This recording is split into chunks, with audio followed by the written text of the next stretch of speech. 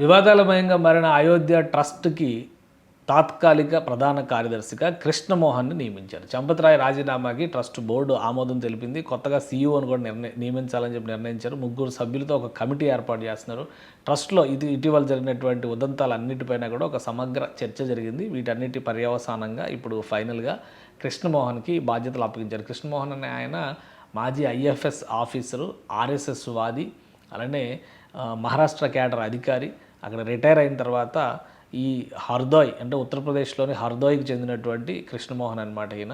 ఈయన సీనియర్ ఆఫీసర్గా, ఫారెస్ట్ ఆఫీసర్గా ప్రత్యేకత పొందినటువంటి వ్యక్తి. ఇప్పుడు 73 సంవత్సరాల వయసులో కూడా అయోధ్య కోసం అనేక పర్యాయాలు ఆయన పోరాటాల్లో భాగంగానూ వ్యవహరించారు. రిటైర్మెంట్ తర్వాత ఆ తర్వాత అయోధ్య ఆలయ నిర్మాణం విషయంలోనూ చురుగ్గా వ్యవహరించారు. అందుకనే ట్రస్ట్లో శాశ్వత సభ్యత్వం లభించింది ఆయనగా. శాశ్వత సభ్యుడు కాబట్టి ప్రస్తుతానికి తాత్కాలిక ప్రధాన కార్యదర్శిగా బాధ్యతలు నిర్వహించడానికి ట్రస్ట్ బోర్డు ఆమోదం తెలిపింది.